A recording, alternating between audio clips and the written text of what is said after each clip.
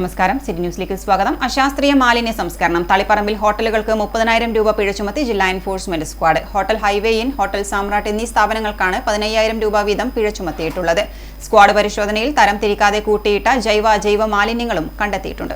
ജില്ലാ enforcement squad Taliparamba നഗരസഭാ പരിധിയിൽ നടത്തിയ പരിശോധനയിലാണ് അശാസ്ത്രീയ മാലിന്യ സംസ്കരണത്തിന് hotel highway inn, hotel Samrat എന്നീ സ്ഥാപനങ്ങൾക്ക് 15,000 രൂപ വീതം പിഴ ചുമത്തിയത്.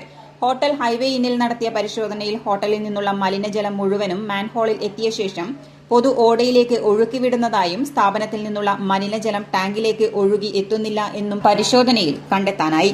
സ്ഥാപനത്തിന് 15,000 രൂപ പിഴ ചുമത്തി മലിനജലം ശാസ്ത്രീയമായി സംസ്കരിക്കുന്നതിനുള്ള നടപടികൾ സ്വീകരിക്കാൻ നിർദ്ദേശം നൽകി.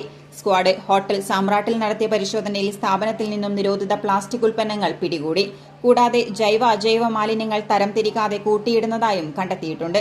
സ്ഥാപനത്തിൽ കാലാവധി കഴിഞ്ഞ ഭക്ഷ്യ ഉൽപ്പന്നങ്ങൾ ഉപയോഗിച്ചു വരുന്നത് പരിശോധനാ വേളയിൽ ശ്രദ്ധയിൽപ്പെട്ടത് നടപടികൾക്കായി ഭക്ഷ്യസുരക്ഷാ വകുപ്പിന് റിപ്പോർട്ട് ചെയ്യുകയും ചെയ്തു. നിരോധിത പ്ലാസ്റ്റിക് ഉൽപ്പന്നങ്ങൾ സംഭരിച്ചുവെച്ചതിന് 10,000 രൂപയും ജൈവ മാലിന്യങ്ങൾ വേർതിരിക്കാതെ കൂട്ടിയിട്ടതിന് 5,000 രൂപയും ചേർത്ത് 15,000 രൂപയാണ് ഹോട്ടലിന് പിഴ ചുമത്തിയത്.